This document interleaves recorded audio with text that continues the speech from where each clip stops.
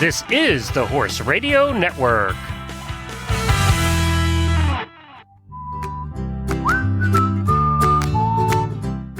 This is episode 507 of the Stable Scoop Radio Show. Please support our title sponsor, Wintec Saddles, as they make this show possible. The rest of the scoop is back with a Gayle Stewart original called Size Didn't Limit Her Dreams. This is Glenn the Geek, and you're listening to the Stable Scoop Radio Show on the Horse Radio Network. The rest of the scoop is the premier storytelling podcast for the horse world. You know what? It's short. It's 5 to 10 minutes, and it's about historical horses or horse people, and I kind of tell it in the style of Paul Harvey's The Rest of the Story, or if you know Mike Rose, The Way I Heard It. We have about 30 of them already. If you missed them, head on over to stablescoop.com or any podcast player. Just search for Stable Scoop, and they start about episode 482. Welcome back to a new season of stories. We have done some upgrading. We have a new website, a new logo, and a new server. You will now find all the past episodes of Stable Scoop available to you in your podcast players, and not just the last 20. So you got a lot more back catalog to listen to. They go back 11 years if you get bored and want to take a listen. Today, Gayle Stewart, author of 100 Horses in History, writes the amazing story of something that happened about 60 years ago. It's truly a story about how size doesn't matter, or at least with a girl and her pony. Gayle Stewart's second edition of 100 Horses in History is now out. She added 2 recent Triple Crown winners, American Pharoah and Justify. You can find it at Barnes & Noble, and it would make a great gift for any horse lover this holiday season. Search for 100 Horses in History. Well, most of you know that we use Wintec saddles here at the Horse Radio Network studios in Florida. Well, you'll be excited to learn that the Wintec Saddles model clearance is on now. There's new models coming out soon, and some of the older models are now on clearance. Don't miss out on these unbelievable deals across the Wintec range.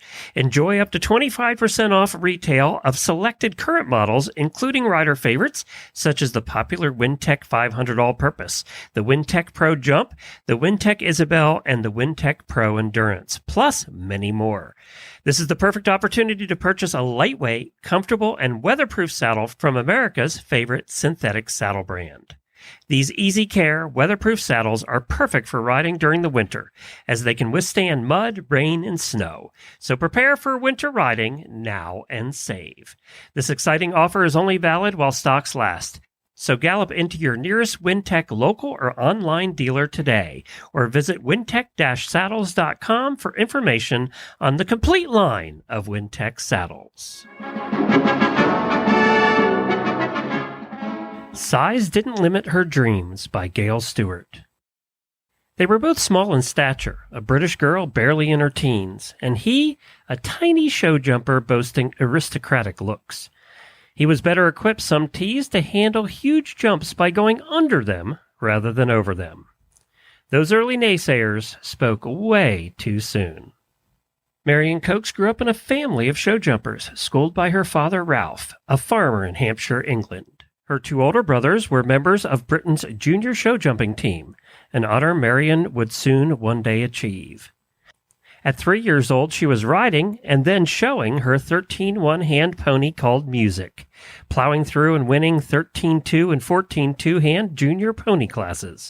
Marion was so young and her pony so small, her father worried when they disappeared behind solid fences, catching his breath only when they reappeared, unscathed on the other side. He soon knew she would need a bigger mount. That day came when 13-year-old Marion, who was competing at the Wembley Finals in London, and her father met a 10-year-old jumper prospect imported from Ireland, a thoroughbred Connemara cross. The bay gelding with the white star in his forehead charmed Marion. He was handsome with the look of a real winner, Marion wrote. As young riders are wont to do, Marion grew older and taller. When she turned 16, a rising star in the show jumping circuit, Ralph wanted to buy her a full-sized horse, one as talented as his daughter. Marion's little jumper would be sold. No way, protested Marion. No way would she turn him over to another junior rider.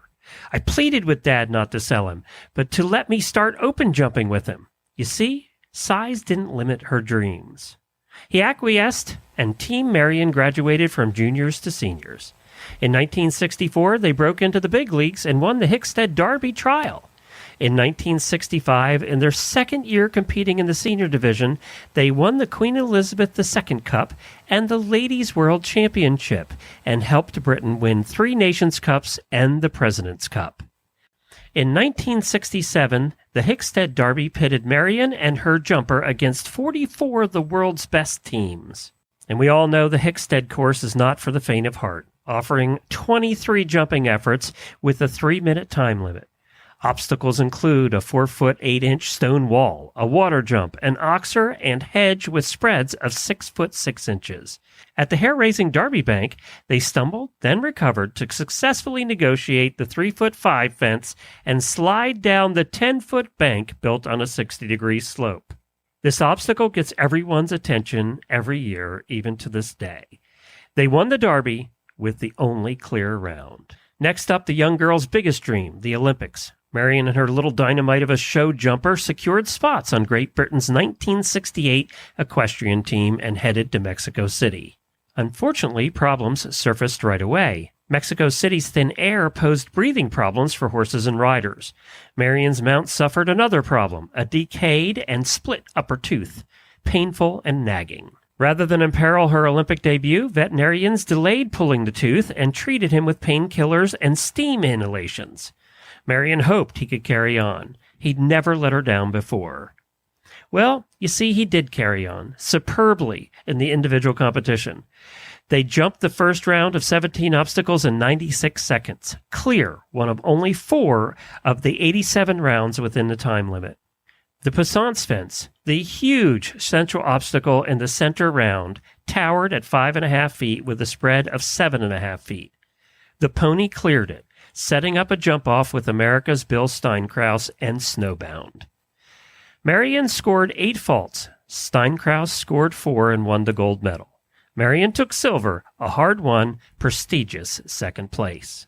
Things then went awry in the team competition. For the first time in his life, bothered by his bad tooth, Marion's jumper refused an obstacle, fell after refusing a second, and was eliminated by time faults.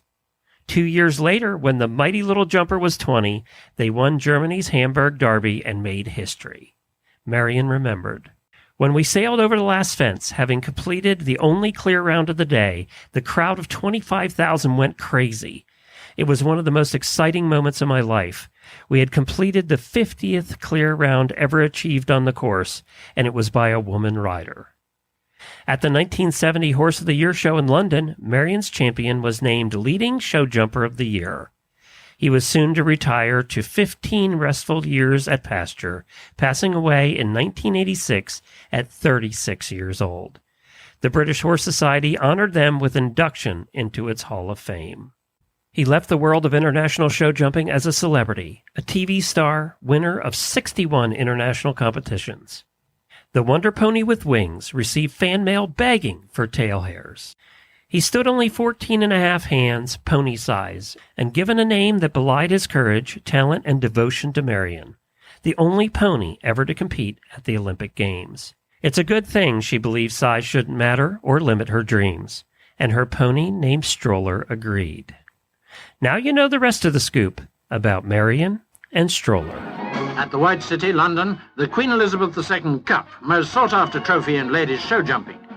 Miss Alison Westwood on Maverick in a thrilling round against the Cluck. It was the second jump-off, and the fields reduced to 2. She's through and clear in 36.5 seconds. Now 18-year-old Marion Coates, only just promoted from the junior class, and riding the Stroller, smallest horse ever to compete for the trophy, little more than a pony. Taking it at a cracking pace, Miss Coates is through to win by 1/10 of a second. There's never been such a small margin for the winner. Well, I hope you enjoyed that story by Gayle. If you want to go back and take a listen to all the past episodes, they're right there on your player. We started the storytelling at about episode number 482. Before that, it was Helene and I doing all kinds of things over the last 10 years, and you could go back and take a listen to all of those as well. We want to thank Wintec for sponsoring this story. We use them here at the farm. As a matter of fact, this morning I went out driving and Jennifer went out riding, and she was riding in her Wintec saddle. We'll have another story for you shortly in this new season. If you want to take a listen to the most popular podcast about horses in the horse world, head on over to horsesinthemorning.com. We're there 5 days a week, 90 minutes a day, and we have all kinds of entertainment for you there. Plus, you can find 17 other shows on the Horse Radio Network at horseradionetwork.com. Well, that's it for this time. There'll be another story coming your way shortly. Until then, happy scooping.